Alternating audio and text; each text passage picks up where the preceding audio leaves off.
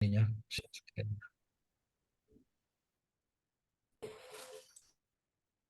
Gimana Ustadz? Nah, ini share screen. Sudah bisa? Sudah bisa belum?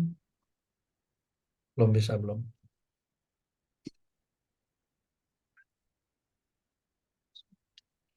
Baik, pada pengkajian yang lalu kita membahas beberapa hal tentang langkah-langkah atau kebiasaan-kebiasaan yang biasa dilakukan oleh para pelantun Al-Quran. Dan insya Allah pada kesempatan ini kita melanjutkan beberapa pembahasan terkait dengan kebiasaan para pelantun Al-Quran. Pada pertemuan yang lalu kita membahas tentang level-level tempo membaca Al-Quran. Apakah itu dengan membaca dengan kecepatan, dengan cepat ya, dengan tempo yang cepat, ataukah dengan tempo yang lambat, dan mana yang lebih afdal. Secara khusus, dalam waktu-waktu bulan Ramadan seperti ini, apa yang lebih afdal. Kemudian setelah itu kita juga sudah membahas tentang sunnah memperindah bacaan saat membaca Al-Quran. Atau yang sering diistilahkan juga dengan sunnatut taghanni bil Quran. Sunnah melakukan atau menyenandungkan Al-Quran.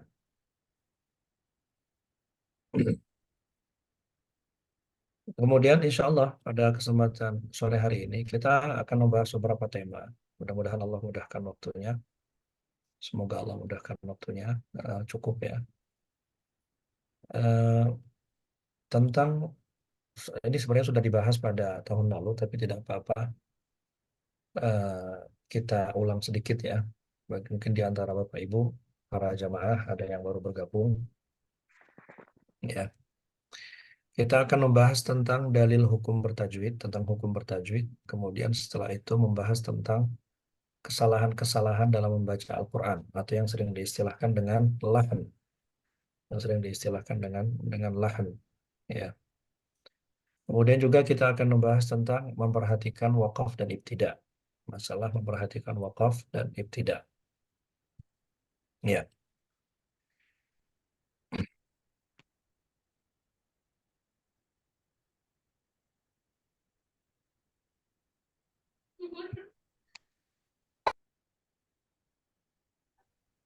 baik, Iya, mau jadi Ustadz Fahri. baik. Eh, Sebelum kita memasuki tema yang baru tentang hukum mentajwidkan Al-Quran, pada pertemuan yang lalu kita membahas tentang hukum melakukan Al-Quran. Nah, ada satu pembahasan yang terkait erat dengan pembahasan hukum melakukan Al-Quran, yaitu apa hukumnya membaca Al-Quran dengan langgam-langgam tertentu. Ya, apa hukumnya eh, membaca dengan langgam atau dengan nada-nada tertentu? Karena kita tahu bahwa langgam itu biasanya identik dengan eh, senandung atau nyanyian atau eh, ya nyanyian ya, melodi yang biasanya itu ada kaidah-kaidah eh, tertentu. Biasanya itu ada kunci-kunci tertentu atau ada eh, aturan-aturan tertentu yang harus diikuti oleh orang yang mempelajari langgam, ya, oleh orang yang mempelajari langgam. Karena itu kemudian para ahli tajwid ini secara khusus memberikan perhatian, apakah boleh membaca Al-Quran dengan langgam-langgam tertentu. Dalam masalah ini ada satu hadis dari Hudzaifah ibnul Yaman. Meskipun tidak sampai derajat sahih, namun sering digunakan sebagai dalil dalam menggunakan langgam Al-Quran, dalam menggunakan langgam saat membaca Al-Quran. Hadis tersebut kurang lebih bunyinya adalah Alaikum biluhunil arabi wa aswatiha wa iyyakum wa luhuni ahlil fisqi wal kabair. Hendaklah kalian menggunakan lahan atau langgam atau nada yang sering digunakan oleh orang-orang Arab dalam bacaan mereka, dan janganlah kalian menggunakan langgam yang digunakan oleh para eh, oleh para orang-orang fasik, oleh orang-orang fasik atau para pendosa. Ya, mungkin maksudnya ini mengisyaratkan kepada kebiasaan para penyanyi yang menggunakan nada-nada atau langgam-langgam tertentu ketika menyenandungkan nyanyian-nyanyian kefasikan mereka. Hadis ini tidak sampai derajat sahih, namun sering digunakan oleh para ulama untuk eh, melarang atau memakruhkan membaca Al-Quran dengan langgam yang eh, menjatuhkan Al-Quran dari keagungannya atau menjauhkan Al-Quran dari kewibawaannya. Ya. Nah, karena itu kemudian eh, sebenarnya kalau kata eh, penulis dan sebagaimana dikatakan oleh banyak ulama bahwa setiap kita sebenarnya saat membaca Al-Quran itu biasanya secara alamiah menggunakan langgam atau nada-nada tertentu sesuai dengan langgam atau memori di kepala kita yang selama ini kita kenal. Dan itu terjadi secara natural, alamiah. Kita tidak pernah mempelajari secara khusus nada-nada atau langgam-langgam tertentu. Namun secara alamiah biasanya karena kita sering mendengar nyanyian-nyanyian tertentu, atau mungkin nasyid-nasyid tertentu, atau mungkin tilawah-tilawah murattal tertentu dari imam-imam fulan-fulan, maka biasanya secara alamiah saat kita membaca Al-Quran, pengaruh itu secara alamiah kita terpengaruh oleh eh, lagu-lagu atau nada-nada yang sering kita dengar tersebut. Karena itu kemudian eh, penulis berijtihad menetapkan kaidah-kaidah tentang membaca Al-Quran dengan langgam. Memang ini memicu banyak diskusi dan perdebatan di kalangan para ahli tajwid kontemporer. Apakah boleh membaca Al-Quran dengan langgam? Syekh Aiman Rusdi Suwaid misalnya, Syekh yang terkenal sekali dengan kajian-kajian tajwidnya dan dikenal sebagai rujukan tajwid di zaman sekarang, memiliki sikap yang cukup keras memiliki kritik yang cukup keras terhadap penggunaan langgam-langgam dalam membaca Al-Quran. Ya, kenapa? Karena penggunaan langgam-langgam tersebut umumnya langgam-langgam yang sering kita kenal sebagai misalnya Hijaz, Bayati, kemudian ya nama-nama yang sering atau langgam-langgam yang sering kita dengar dalam musabaqah-musabaqah itu umumnya itu bukan berasal dari kebiasaan orang Arab. Umumnya bukan berasal dari kebiasaan orang Arab. Itu pendapatnya Syekh Aiman. Nah, kalau melihat pendapatnya Syekh Abdul Aziz Al-Qari dalam kitab ini, ya penulis kitab ini, beliau tidak seketat dan sekeras sikap Syekh Aiman Suwaid ya dalam mengkritik penggunaan langgam-langgam tersebut, namun hanya memberikan kaidah-kaidah. Karena pada dasarnya hadis Hudzaifah Ibnul Yaman ini, anggaplah dia sahih, sebenarnya tidak sama sekali melarang penggunaan langgam. Ya, tidak sama sekali tidak sama sekali melarang penggunaan langgam. Namun yang dilarang adalah ketika langgam-langgam itu atau nada-nada tersebut identik dengan lagu atau nada atau langgam orang-orang fasik, ya, yang kemudian menghilangkan kewibawaan Al-Quran dan menjauhkan pembaca Al-Quran dari tujuan diturunkannya Al-Quran. Ya, makanya kemudian penulis kitab ini mencoba menetapkan kaidah-kaidah dalam penggunaan langgam saat membaca Al-Quran. Ada 4 syarat kata beliau. Yang pertama adalah tidak boleh menghilangkan hukum tajwid. Ya, tidak boleh menghilangkan hukum tajwid. Kemudian yang kedua, tidak bertentangan dengan kewibawaan Al-Quran. Ya, tidak menghilangkan kewibawaan Al-Quran. Bisa jadi ada orang yang membaca Al-Quran karena mungkin niatnya baik, lalu menggunakan langgam atau nada yang sering digunakan para penyanyi, seakan-akan dia bernyanyi. Nah, ini berpotensi besar menjauhkan kewibawaan Al-Quran, menjauhkan pembaca dari kewibawaan Al-Quran dan menganggap bahwa ini seperti nyanyian, seperti itu. Kemudian yang ketiga, menggunakan langgam yang membawa kepada kekhusyuan. menggunakan langgam yang membawa atau yang lebih menambah kekhusyuan. Kemudian yang keempat, tidak berlebih-lebihan melebihi kadarnya. Nah, kaidah tidak berlebih-lebihan melebihi kadarnya ini memang cenderung relatif, namun sebenarnya bisa diukur dari apakah langgam-langgam tersebut melanggar kaidah-kaidah tajwid atau tidak. Sebagai contoh misalnya, saya ingin di sini menghadirkan atau menyebutkan perkataan Imam Ibnul Jazari rahimahullah ta'ala. Imam Ibnul Jazari rahimahullah seorang ulama tajwid abad 9 Hijriah, itu dalam kitabnya mengatakan laisa tajwidu bitamdhiril lisan, ya, wala bita'wijil fak, ya. Jadi dalam ungkapannya yang populer ini, Imam Ibnul Jazari mengatakan pentajwidan Al-Quran atau pembagusan bacaan Al-Quran itu bukan dengan berlebih-lebihan dalam membaca, seperti dengan berlebih-lebihan saat membuka mulut atau mengemut lidah, atau yang terkait suara, kata Imam Jazari, yang terlarang itu adalah wala bitatninil ghunnat, ya, wala bitatnin al ghunnat. Jadi gunnahnya itu tidak di gunnahnya itu tidak di apa namanya, tidak digoyang-goyangkan, tidak dipanjang-panjangkan sehingga bisa melahirkan huruf yang baru, melahirkan nun yang baru, ya.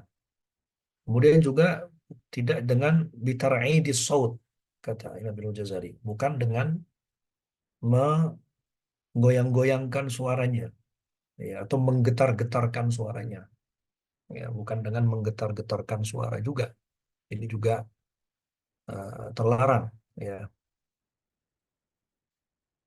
kata Ibnu Jazari. Kemudian juga bukan dengan wala bitatwilil mudud, ya, kalau tidak salah beliau mengatakan tidak eh, apa, memanjangkan mat melebihi batasnya, ya, pada tatwilil mudud, ya, terkait dengan mat tersebut. Karena itu kemudian di sini kaidah-kaidah yang disebutkan oleh Imam Al-Jazari eh, bisa menjadi pagar, bisa menjadi batasan.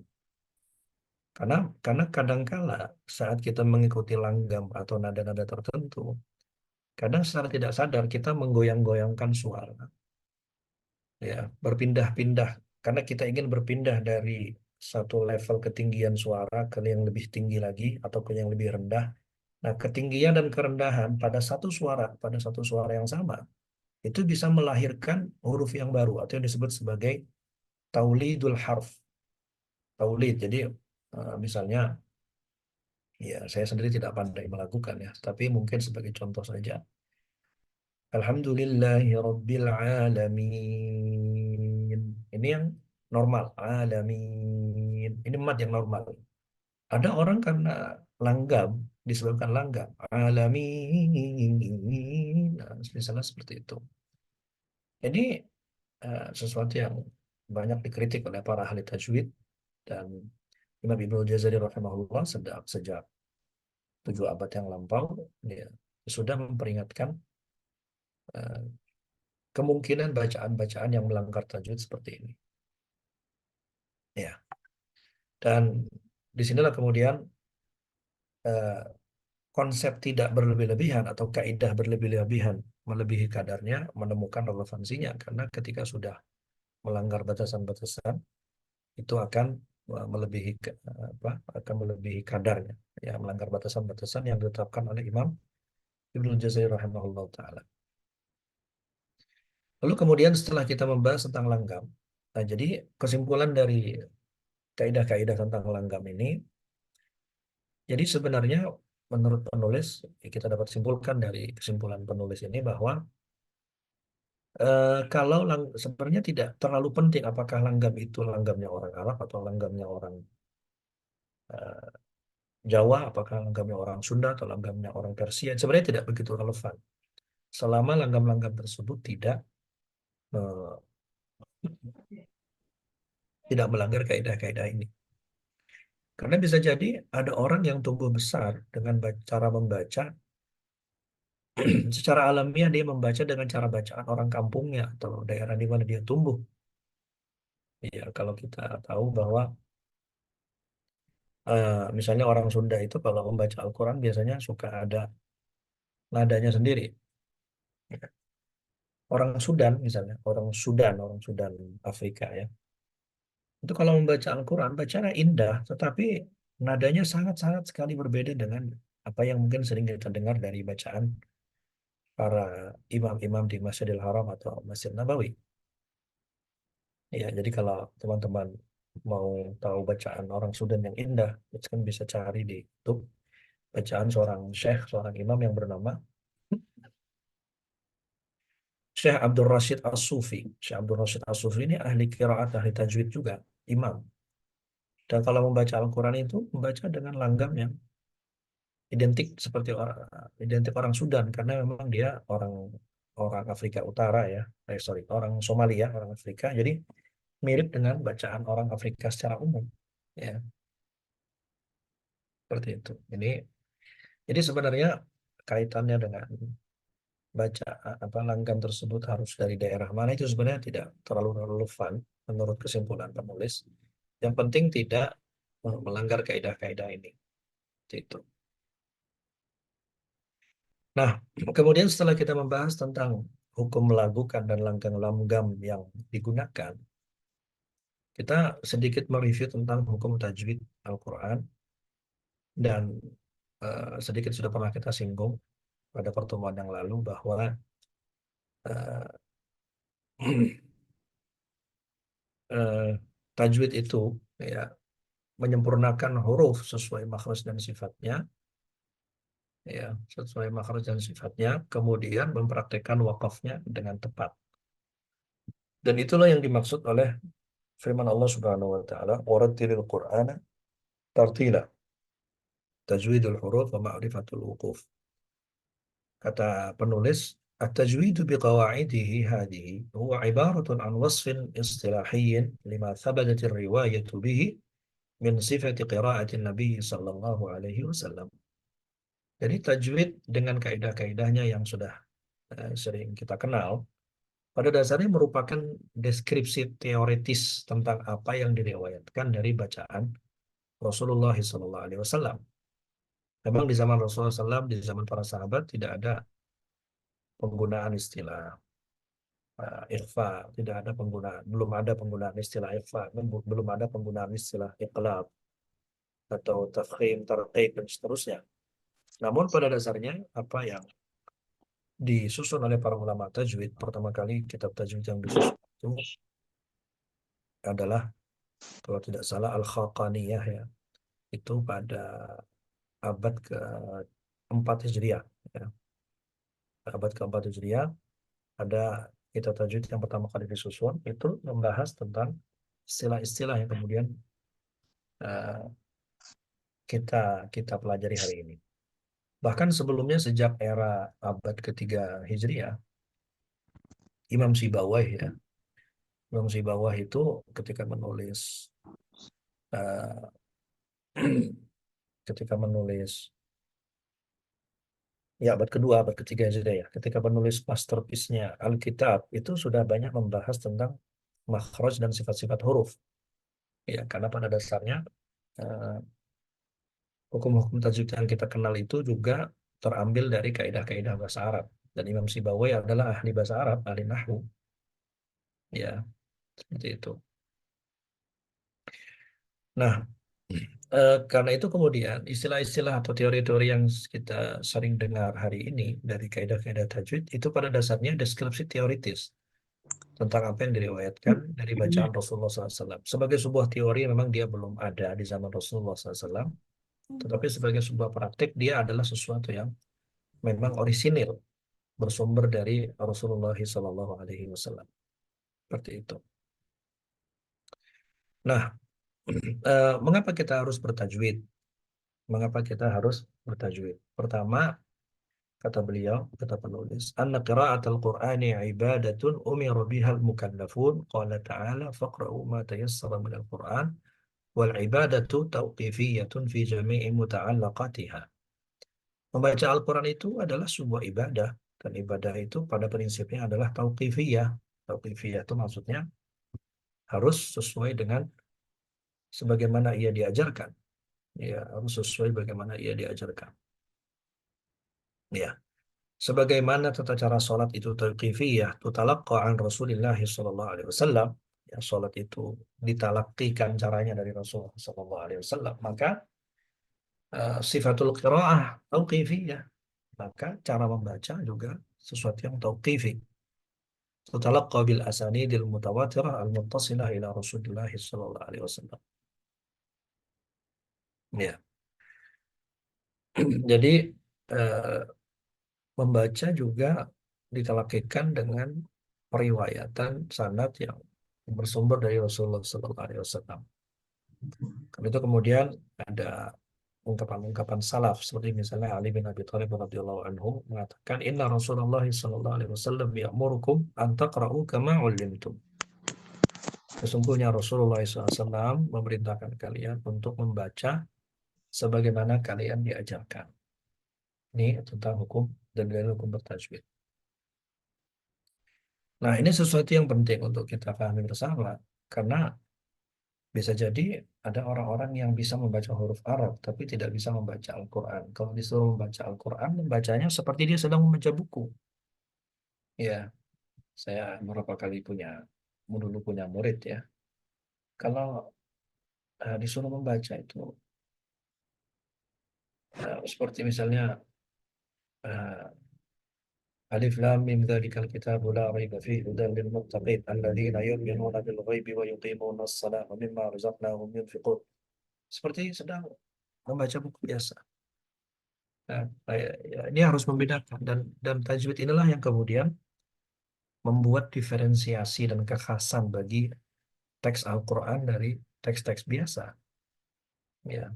Jadi teks Al-Qur'an itu dibaca dengan tata cara tertentu, dibaca dengan eh, kaifiyah tertentu, dibaca dengan kaifiyah tertentu. Seperti itu. Nah, karena itu kemudian kalau kita bertanya, apakah penutur asli Arab tidak perlu tajwid? Ya, karena bisa jadi orang Arab kan sudah kenal huruf Arab dari kecil. Quran turun dari bahasa Arab. Ya, maka jawabannya tetap perlu. Karena di masa Nabi SAW, Al-Quran turun kepada bangsa Arab, ya, dengan bahasa mereka, dan saat itu bangsa Arab di masa itu masih lisannya masih fasih, belum terpengaruh oleh dialek-dialek asing, belum terpengaruh oleh bahasa-bahasa asing. Tetapi para sahabat tetap diperintahkan untuk membaca Al-Quran dengan tajwid. Karena seperti mana kata Ali, Inna Rasulullah sallallahu alaihi wasallam ya'murukum an taqra'u kama 'ullimtum. Rasulullah merintahkan kalian untuk membaca Al-Quran sebagaimana kalian diajarkan. Artinya ini sesuatu yang berbeda dengan bacaan-bacaan biasa. Seperti itu. Ini terkait dengan eh, lisan Arab ya. Jadi karena itu kemudian Bapak Ibu teman-teman semua yang dimulakan Allah, dalam masalah belajar tajwid ini nggak ada bedanya kita Arab non Arab itu kita berada pada level yang sama. Ya kalau belajar maka akan sempurna, kalau tidak belajar ya tidak akan bisa. Ya meskipun dia orang Arab seperti itu ya tidak akan mencapai kesempurnaan sebagaimana yang diarahkan dan dianjurkan oleh Rasulullah SAW. Nah, kalau kita ambil beberapa contoh ya dari penerapan tajwid di era salaf, di era sahabat dan tabi'in, di kalangan sahabat dan tabi'in misalnya. Diriwayatkan dalam beberapa riwayat misalnya, eh, seorang tabi'in bernama Zir bin Hubaish, ya. Oh, ada dalam hadis ya. Sebelum kita bicara ke asar tabi'in, ada dalam hadis Rasulullah SAW sendiri itu ketika membaca Al-Fatihah, kata Anas bin Malik radhiyallahu anhu ketika ditanya, "Kaifa kanat qira'atun Nabi sallallahu alaihi wasallam?" Bagaimana deskripsi bacaan Nabi sallallahu alaihi wasallam? Anas bin Malik mengatakan kanat maddan. bacaan Nabi Shallallahu Alaihi Wasallam itu maddan, ada panjangnya, pakai istilah mad di sini ya. Anas bin Malik ini sahabat Nabi dan hadis ini adalah hadis sahih, sudah pakai istilah mad. Kanat maddan. Jadi bacaan Rasulullah SAW itu memanjangkan mad. Thumma qara'a bismillahirrahmanirrahim yamuddu bi bismillah wa yamuddu birrahman wa yamuddu birrahim. Jadi memanjangkan bismillah, memanjangkan ar-rahman, memanjangkan ar-rahim. Ya. Yamuddu bi bismillah wa yamuddu birrahman wa yamuddu birrahim. Diriwayatkan juga dalam riwayat bahwa Abdullah bin Mas'ud radhiyallahu anhu pernah mengajari seseorang yang baca Al-Quran eh, ketika sampai pada ayat dari surat At-Taubah ayat 60 ini, innamas shadaqatu lil fuqara'i wal masakini wal 'amilina 'alaiha, ya. Ketika membaca lil fuqara, orang itu membacanya dengan lil fuqara'i wal masakin tanpa mad. Ibnu Mas'ud kemudian menghardik dia, ya. Jangan begitu. Rasulullah SAW mengajariku tidak begitu. Ma hakadha aqra'aniha Rasulullah sallallahu alaihi wasallam. Kalau orang tersebut bertanya, "Kaifa aqra'akaha ya Abu Abdurrahman?" Bagaimana Rasulullah mengajarkanmu, wahai Abu Abdurrahman? Abdullah bin Mas'ud mengatakan, "Aqra'aniha innamas sadaqatu lil fuqara'i wal masakin." Famaddaha. Ya, memanjangkan fuqara seperti itu. Jadi istilah mat ini sudah digunakan oleh para sahabat. Ya. Kemudian dalam riwayat yang lain misalnya Qutbah bin Malik radhiyallahu anhu mengatakan sami'tu Rasulullah SAW qara'a fil fajri qaf famarra bihadzal harf laha tal'un nadid famadda nadid. Jadi saat Rasulullah membaca surat Qaf dan melewati ayat wan nakhla basiqatin laha tal'un nadid, Rasulullah madda nadid, memanjangkan bacaan nadid. Ya kalau istilah kita sekarang mad arid lis sukun, ya. Mad arid lis sukun. Kemudian dalam riwayat tabi'in, Zaid bin Hubaish bercerita seseorang belajar Al-Quran kepada Rasulullah kepada Abdullah bin Mas'ud radhiyallahu anhu, ya, membaca Taha walam yaksir. Walam yaksir ini maksudnya tidak memiringkan, mengimalahkan bacaannya. Karena Abdullah bin Mas'ud mengambil riwayat dari Rasulullah dengan imalah Taha dengan Taihe. Ya, Taihe.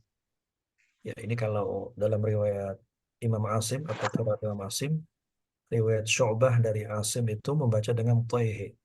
Kalau kita Mau buka riwayat Hafs puasa kan membaca dengan soalnya ini. Toha. Jadi Abdullah bin Mas'ud itu meriwayatkan Toha bacaannya dengan Taihe. Kemudian kata Abdullah bin Mas'ud mengatakan kepada orang yang sedang belajar kepada beliau, baca dengan Taihe. Ya, qala Abdullah Taha wa kasara. Ya, thumma qala wallahi hakadha 'allamani Rasulullah. Demi Allah, demikianlah aku diajari oleh Rasulullah sallallahu alaihi wasallam. Jadi kita bayangkan kalau kita eh, mungkin dari kecil bisa bisa membaca huruf Arab, tapi kemudian tidak tahu ini cara membunyikannya gimana, ya tetap salah akhirnya. Karena pada dasarnya membaca Al-Quran itu berbasis kepada periwayatan. Ya, baik, itu beberapa contoh, ya. Nah, kemudian setelah kita bahas tentang eh, hukum bertajwid dan bagaimana penerapan tajwid di era awal, kita tahu bahwa sesungguhnya kita bertajwid itu untuk menghindarkan bacaan kita dari kemungkinan terjadinya kesalahan. Nah, kesalahan ini disebut sebagai lahan dalam istilah para ulama tajwid. Jadi istilah lahan itu ada dua, ada lahan bermakna senandung atau langgam, ya. Jamaknya adalah luhun. Ada juga lahan maknanya adalah kekeliruan dalam membaca Al-Quran, jamaknya adalah al-alhan. Ya. Nah, kesalahan dalam membaca Al-Quran ini harus dihindari. Dan dalil dasarnya adalah riwayat hadis dari Rasulullah SAW sebagaimana diriwayatkan oleh Imam Hakim dalam Mustadraknya dari Abu Darda radhiyallahu anhu, beliau meriwayatkan, sami'an Nabiyyu sallallahu alaihi wasallam rajulan qara'a falahana. Abu Darda, Abu Darda ini salah satu sahabat Nabi, guru Al-Quran yang diutus oleh Umar bin Khattab radhiyallahu anhu di masa Khalifah Umar sebagai pengajar Quran di Syam, ya di Syam, di Damaskus. Abu Darda ini salah satu guru Al-Quran. Sami'an Nabiyyu sallallahu alaihi wasallam rajulan qara'a falahana qala arshidu akhakum. Ya. Rasulullah SAW mendengar seseorang membaca Al-Quran falahana dan dia keliru. Ya, membaca dengan keliruan. Kata Rasulullah SAW, qala arshidu akhakum. Tolong beritahu saudaramu itu. Maksudnya, luruskan dia, koreksi dia. Ya. Wallahnu fil qira'ah, kata penulis, bentuk kesalahan di dalam membaca Al-Quran itu, imma an yakuna khata'an fil i'rab. Ya. Imma an yakuna khata'an fil i'rab. Bisa jadi dia adalah kekeliruan berupa mengi'rab. Ya, mengi'rab. Mengi'rab ini apa maksudnya? Mengi'rab ini umumnya bentuknya adalah mengubah harokat. Mengubah harokat. Ya, misalnya Ar-Rahman, Ar-Rahmanir Rahim yang kasar jadi Ar-Rahmanur Rahim. Ar-Rahmanur Rahim. Ya, ya. Kemudian au khata'an fi nassil ayah bitabdili kalimatin bi ukhra. Atau kekeliruan berupa mengubah atau mengganti satu kata dengan kata yang lain atau mengganti huruf dengan huruf yang lain. Mengganti huruf dengan huruf yang lain. Ya, biasanya kalau atau kata mengganti kata itu karena biasanya ada 2 ayat atau 3 ayat yang mirip, ya. Yang satu ja'ala, yang kedua wa ja'ala, ya. Ya. Ya, yang pertama adalah uh, futihat, yang kedua wa futihat misalnya. Itu mengganti kata. Kemudian kalau huruf mengganti huruf dengan huruf yang lain, ini biasanya kekeliruan yang terjadi dalam persoalan tajwid. Karena adanya huruf-huruf yang mirip dalam makhraj. Karena adanya huruf-huruf yang mirip dalam makhraj. Atau sifat. Misalnya, ya ada 2 hak yang bersamaan. Wujuhuhum, susah bacanya wujuhuhum. Wujuhuhum, begitu ya. Seperti itu. Atau mengganti dengan hak jadi hak, ya. Ar-Rahim jadi Ar-Rahim, ya. Ya, fa inna hadza yu'addu tahrifan walau kana al-ma'na sahihan. Ini berpotensi tetap dianggap sebuah kekeliruan dan penyelewengan terhadap ayat meskipun secara makna mungkin tetap benar. Ya, kata beliau juga au yakuna lahnu khata'an fil lahjah. Bisa jadi kekeliruan juga karena dialek. Karena apa namanya? Logat, ya. Logat. Dan ini berpengaruh kepada huruf, ya, kepada pengucapan huruf, ya. Misalnya orang Jawa kalau mengucapkan huruf dal medok gitu ya, itu juga pengaruh apa kepada lahan, kepada apa munculnya lahan dalam membaca. Dan lahan ini, kata penulis dan mengutip dari para ahli qiraat, qasamahul qurra'u ila jaliyin wa khafi. Dibagi oleh para ahli qiraat, ya, kepada lahan yang jali atau lahan yang khafi, ya. وأحسن ما قيل في تعريف الجلي الخطأ الذي يطرأ على اللفظ فيخل بالعرف سواء أخل بالمعنى أم لا ويكون ظاهرا بحيث يعرفه المجودون وغيرهم. Jadi lahan jali itu adalah kekeliruan yang menimpa lafaz, ya, yang kemudian merusak susunan, ya, baik apakah itu berimplikasi kepada perubahan makna atau tidak. Dan kekeliruan itu sesuatu yang nyata diketahui oleh para pentajwid Al-Quran maupun orang-orang yang tidak belajar tajwid Al-Quran. Ya, misalnya famithalul awwal taghyiru ba'dil harakat. Ya, taghyiru ba'dil harakat amma yanbaghi. Ya, mengubah harokat. Ini lahan jali. Ya, seperti misalnya an yadumma ta'u fi qawlihi ta'ala an'amta 'alaihim aw yaksiruha. Seperti misalnya mengubah ta an'amta itu diubah dari fathah menjadi kasrah atau dhammah an'amtu an'amti ya. Aw yaftahu ta fi qawlihi ma qultu lahum illa ma amartani bih dalam akhir surat Al-Maidah ya. Qul qultu jadi qulta. Nah, ini perubahan harokat seperti ini berefek kepada perubahan makna secara fatal karena ta itu berimplikasi kepada perubahan kata ganti. Anda, saya, atau kamu, atau engkau, aku. Aku, engkau. An'amta, engkau. An'amtu, aku. Ya, ya. Atau bisa jadi perubahan harokat itu juga sebenarnya tidak tidak mengubah makna, tetapi tetap salah. Seperti an yadummal ha'a aw yansibaha min qawlihi alhamdulillah ya aw yaftahad dal ya alhamdulillah an yadummal ha'a aw yansibaha min qawli alhamdulillah. Jadi eh, alhamdulillahu misalnya. Alhamdulillah misalnya. Ini secara makna tidak berubah, tetapi merusak ya, merusak i'rabnya, susunan gramatikalnya.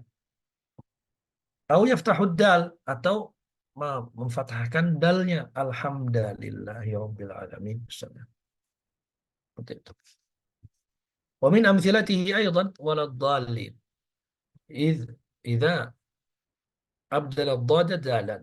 Contoh lain dari lahan jali mengganti ad-dallin, ad ini dengan dal. Faqala walad dalin. Walad dalin ini mengubah makna ini. Ya. Karena dalin dari kata dalal artinya sesat, kalau dalil dari kata dalalah artinya malah memberi petunjuk. Ya, ini hati-hati. Walad dalin bukan walad dalin. Ya, betul. Amal lahnul khafi, sedangkan lahan khafi, lahan yang tersembunyi ya. Kalau jari itu nampak, kalau khafi itu tersembunyi. فهو الخلل الذي يطرأ على الألفاظ فيخل بالعرف ولكن لا يعرفه إلا أهل الفن. Itu kekeliruan yang menimpa lafaz-lafaz bacaan Al-Quran sehingga kemudian merusak susunan ya atau mengubah susunan. Namun kekeliruan ini tidak diketahui kecuali oleh para pembaca Al-Quran yang mahir, ahlul fan, pembaca Al-Quran, para pentajwid Al-Quran yang mahir. Dan kekeliruan khafi ini atau lahan khafi ini mutafawid, berbeda-beda tingkat pengetahuan orang tentang itu. Ya, mutafawid, berbeda-beda orang tahu tentang lahan khafi itu. Faba'duhu ya'rifuhu kullu mujawwid. Ya, sebagian dari kekeliruan ini umumnya diketahui oleh para pentajwid Al-Quran, para pembelajar tajwid Al-Quran. Seperti misalnya kata keririr ra'at. Ya, ra yang bertasydid ya itu jangan ditakrir berlebihan wa akhfi takriran idza tushaddad kata Imam Ibnu Jazari ya. Jadi kalau kebanyakan jadinya itu keliru. Wa taghlidhil lamat atau lam yang ditafkhimkan, diberatkan ya. Misalnya bismillah, millah. Ini saya sering mendengar ya. Alhamdu, alhamdu, taghlidhul lamat. Ini secara umum para pentajwid Al-Quran tahu. Kalau orang bukan pentajwid, bukan pembelajar tajwid, biasanya nggak tahu, nggak terasa. Siratalladzi, siratallah, la, siratallah, salah begitu ya. Wa tarkul idgham awil ikhfa, atau tidak mengidghamkan atau mengikhfakan sesuai dengan haknya. Ya.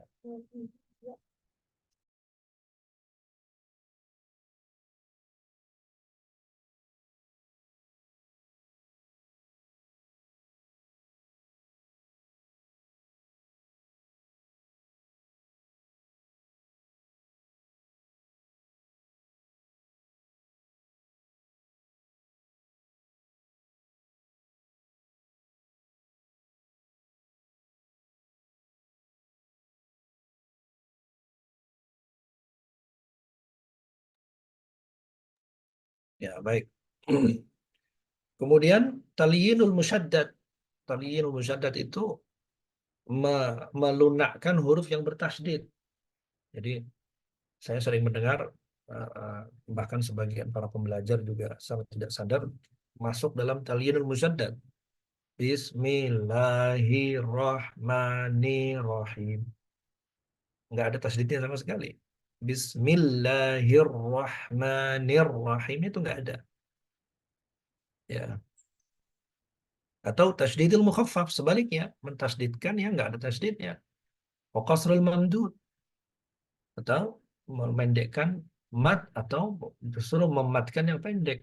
Ya. Ini umumnya kesalahan-kesalahan ini khafi bagi orang awam, tetapi diketahui oleh mayoritas pembelajar tajwid. Ya. Ada juga beberapa kekeliruan yang tidak diketahui kecuali oleh orang-orang tingkat level, ya, tingkat lanjut begitu ya. Illa dhabituna min ahlil fan. Seperti ziyadati miqdaril mududi au naqsihi. Seperti eh, apa, kadar mad itu sudah sesuai atau belum, kelebihan atau kekurangan. Ini yang bisa mendeteksi adalah ya yang memang pembelajar tingkat lanjut, orang-orang yang matang, ad-dhabitun, orang-orang yang menguasai dengan baik. Wa ba'duhu la yatanabbah illa al-mutqinun al-muhaqqiqun kalittikai 'ala al-harf. Sebagian kekeliruan ini tidak apa namanya diketahui kecuali bahkan oleh para muhaqqiqun, orang-orang yang memang betul-betul levelnya tinggi sekali, seperti al-ittika'u 'ala al-harf. Al-ittika al-harf, jadi terlalu menekan satu huruf tertentu dalam dalam apa, pelantunan suaranya. Misalnya ini yang saya sering dengar ya. Ketika membaca iyyaka na'budu wa iyyaka nasta'in. Iyyaka itu sebenarnya satu kata, na'budu kata yang kedua. Nah, ada yang membaca iyyaka na'budu, kana na'budu. Jadi seakan-akan katanya itu mulai dari kata yang kedua itu mulai dari kana. Kana. Padahal yang benar kan iyyaka na'budu, bukan iyyaka na'budu. Nah, ini yang apa, yang bisa mendeteksi hanya yang memang mereka sudah bertahun-tahun mempelajari dan mendalami betul persoalan-persoalan tajwid. Atau wataswiyah baina mawadhi'il hukmil wahidi fi miqdarihi, atau menyamakan satu hukum yang sama kadarnya dalam kadarnya, ya, seperti kata ungkapan Imam Ibnu Jazari rahimahullah, wallafzu fi nadhirihi kamitsli. Jadi kalau udah mad arid lis sukunnya 4, ya sudah harus 4 seterusnya. Udah 2 2 seterusnya, jangan sesuai selera, ya, harus senada, ya. Nah, itu lahan khafi, itu lahan khafi. Jadi sebenarnya lahan khafi juga tidak satu level, kalau menurut penulis ya. Kata beliau, wa hadha darbu min al-lahn al-khafi la yumkinu tajannubuhu illa bi dhabti syartil ada' wa itqani ahkam tajwid. Bentuk-bentuk atau contoh-contoh lahan khafi seperti ini tidak mungkin dihindari kecuali dengan memenuhi syarat-syarat ada.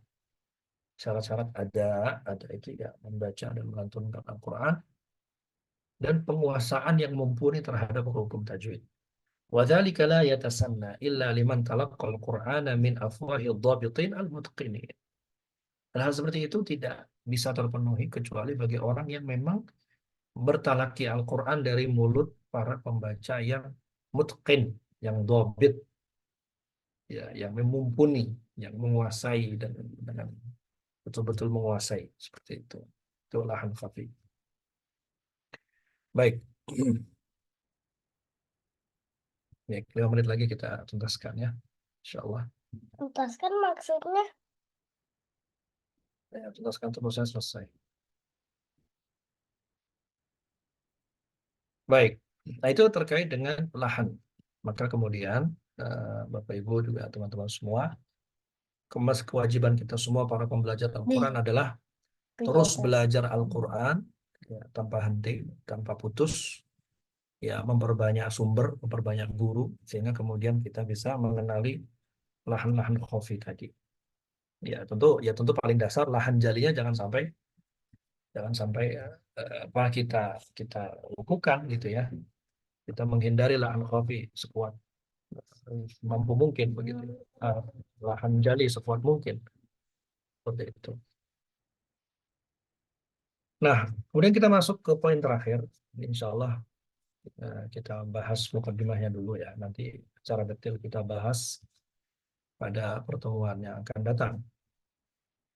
Di antara kebiasaan para mujawwidin, para pelantun Al-Quran adalah al-inayatu bil waqfi wat tamam, memperhatikan wakaf dan ibtida, ya, dan kesempurnaan makna. Ya, memperhatikan wakaf, ibtida dan kesempurnaan makna. Ya, kata penulis, al-aslu fi hadzal bab hadits Abi Bakrah radhiyallahu anhu anna Jibril ata an-nabiy sallallahu alaihi wasallam faqala iqra'il Qur'ana ala harf. وقال ميكائيل استزده فقال اقرأ على حرفين فقال ميكائيل استزده حتى بلغ 7 أحرف كلها كاف شاف ما لم تختم آية عذاب بآية رحمة أو آية رحمة بآية عذاب. Jadi dalil dasar dari hukum ini, hukum memperhatikan wakaf ini adalah sebuah hadis yang diriwayatkan oleh Abu Bakrah. Abu Bakrah radhiyallahu anhu meriwayatkan bahwa Jibril ya mendatangi Nabi Shallallahu Alaihi Wasallam lalu memerintahkan Rasulullah SAW untuk membaca Al-Quran. Iqra'il Qur'ana ala harf, bacalah Al-Quran dengan satu huruf. Satu huruf ini maksudnya satu versi bacaan, bukan satu huruf dalam arti harfiah ya. Saya tolak bukan. Faqala Mikail itu kata Mikail tambah lagi. Faqala iqra' ala harfain, tambah lagi 2. Faqala Mikail itu tambah lagi sampai kemudian 7 huruf. Ada 7 versi bacaan. Kulluha kafin syafin. Ya. Ya, kata Malaikat Jibril, semua itu sempurna, kafin syafin, selama malam takhtim ayat adzabin bi ayati rahmah atau ayat rahmatin bi ayati adzab. Selama kamu tidak menutup ayat-ayat yang berbicara tentang azab dengan ayat-ayat yang berbicara tentang rahmat, atau ayat-ayat berbicara tentang rahmat ditutup dengan ayat tentang azab. Maksudnya adalah jangan misalnya berhenti ketika sedang belajar Quran itu, kalau mau berhenti selesai gitu ya dari bacaannya. Kalau konteksnya bicara tentang satu tema tertentu, jangan menutupnya dengan ayat dengan tema yang baru yang masih berkaitan dengan potongan surat atau ayat setelahnya. Ya. Kata penulis, makna akhir hadal hadis, maksud dari penutup hadis ini adalah sebaiknya, seyogianya, yanbaghi, seharusnya an yuqta'a 'ala al-ayati allati fiha dzikrun nari wal 'iqab wa tufsal mimma ba'daha idza kana ba'daha dzikrul jannati was thawab. Jadi kalau ayatnya itu sudah sempurna menceritakan neraka dan hukuman, sudah cukup, tidak perlu disambungkan dengan ayat setelahnya yang berkaitan dengan surga atau ganjaran. Sebaliknya, yanbaghi an yuqta'a 'ala al-ayati allati fiha dzikrul jannati was thawab. Sebaiknya berhenti pada ayat yang berbicara tentang surga dan thawab, ya, ganjaran, dan dipisahkan dari ayat setelahnya yang berbicara tentang neraka dan hukuman. Contoh, ada belum memberikan contoh nih. Mithaluhu faulaika ashabun nar hum fiha khalidun. Ya, di sini wakaf. Kalau mau ruku atau kalau mau berhenti boleh di sini. Dan sebaiknya kata beliau atau tidak dibolehkan untuk diwasolkan. Faulaika ashabun nari hum fiha khalidun walladzina amanu wa amilus solihat. Gitu ya. Jangan, nggak boleh. Wa yuqta'u ala dzalika wa tukhtamu bihil ayah. Ya, itu tidak boleh. Wa mithluhu yudkhilu man yasha'u fi rahmatih. Hunal waqaf. Ya, di sini wakaf ketika di akhir ayat dari surat Al-Insan ya. Yudkhilu man yasha'u fi rahmatih. Itu jangan diwasolkan. Jangan diwasolkan. Ya, wala yajuzu an yusala biqaulihi wa zalimin wa yuqta' ala dzalika. Nah, itu terkait wakaf dan ibtida dan memperhatikan kesempurnaan makna. Baik, kita cukupkan dulu sampai di sini ya, Bapak Ibu, teman-teman sekalian rahmati Allah.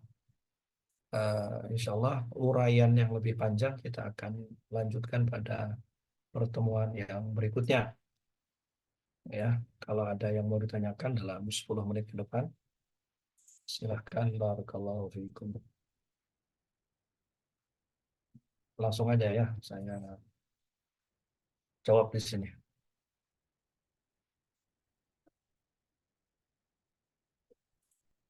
Baik, ada yang bertanya, eh, bagaimana jika ada seseorang di bulan Ramadan ingin sekali menghafalkan Al-Quran, sementara kesalahannya masih ada lahan jali?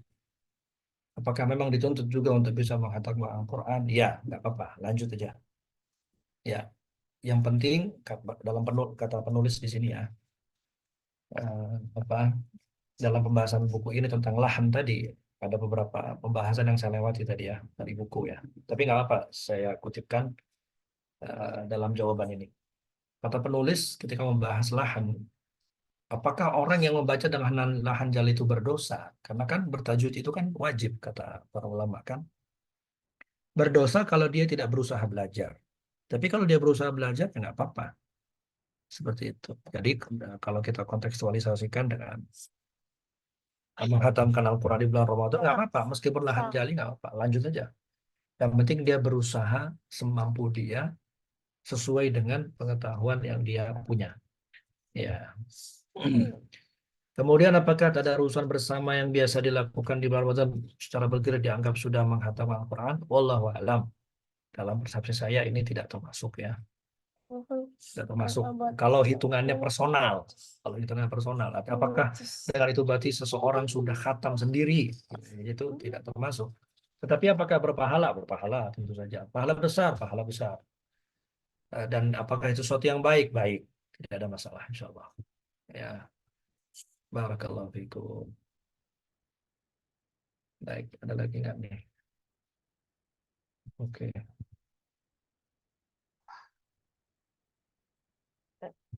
Apa hukumnya melakukan Al-Quran dengan tarannum seperti Mujawad, Hijazi? Ya,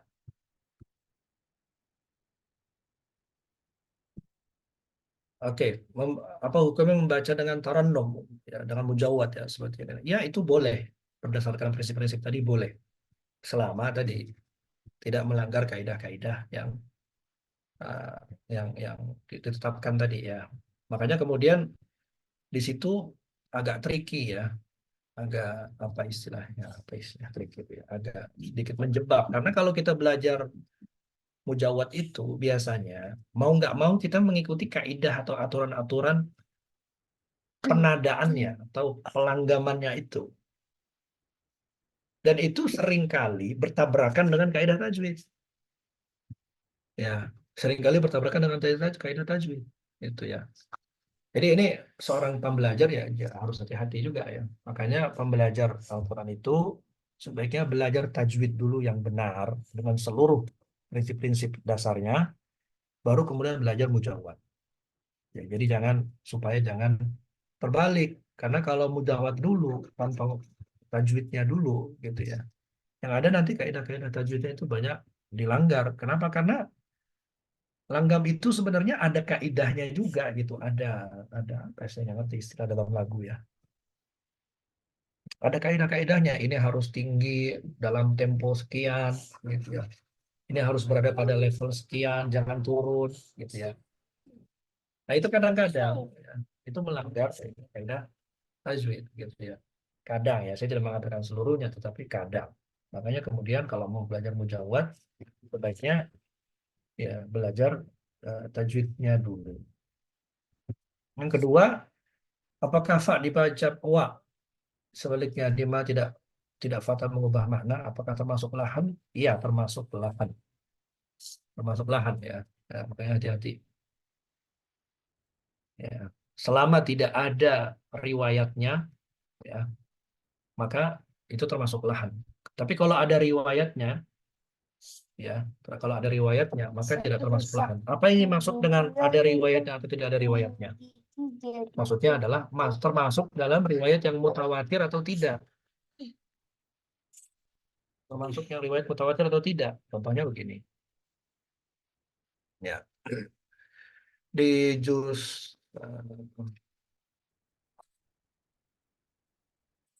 sebentar ya.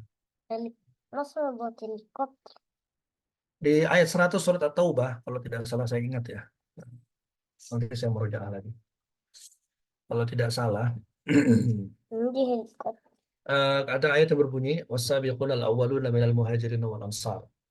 Kemudian wa'adda lahum jannatin tajri tahtaha al-anhar. Nah, tahtaha dalam riwayat kita itu tahtaha. Kalau dalam riwayat yang lain ada min tahtiha. Tajri min tahtiha, ada tambahan min. Nah, jadi kalau ada riwayatnya boleh, tidak ada masalah. Ya. Tapi kalau nggak ada riwayat ya termasuk lahan. Nah, seperti itu. Termasuk. Baik. Kemudian oke. Bagaimana jika kita tidak paham arti atau makna? Jadi kita wakaf dan tidak asal. Nah, ini makanya kemudian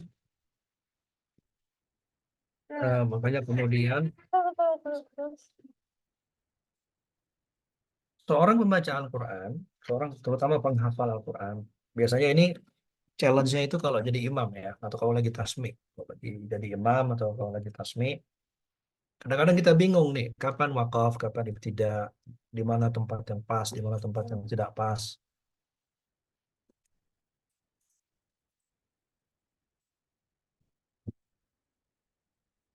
Mana yang tadi? Yang untuk nulis.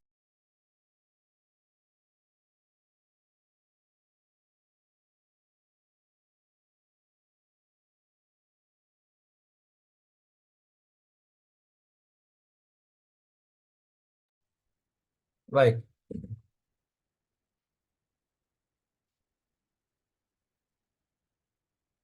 Nah, bagaimana jika kita tidak tahu makna? Jadi kita wakaf dan ibtidahnya asal. Nah, jadi gini aja gampangnya. Ikuti tanda-tanda wakaf yang sudah ada.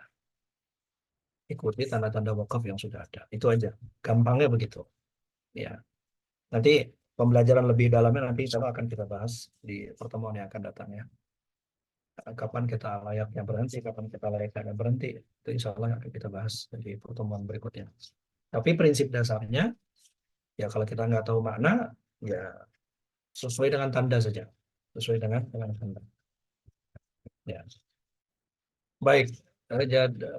Ustadz, apakah mendengar murotal termasuk menghatamkan Al-Quran? Ya, tidak. Kalau maksudnya menghatam bacaan Al-Quran, ya enggak termasuk ya. Tapi apakah berpahala? Oh, ya berpahala. Tapi kalau maksudnya apakah masuk dalam kategori tilawah yang ber, berpahala besar dengan satu huruf ya 10 kali lipat kebaikan, ya itu enggak termasuk. Ya. Kemudian mengubah wa menjadi fa atau wa, jali atau khafi itu jali. Itu lahan lahan jali. Allahu a'lam. Baik. Ada lagi?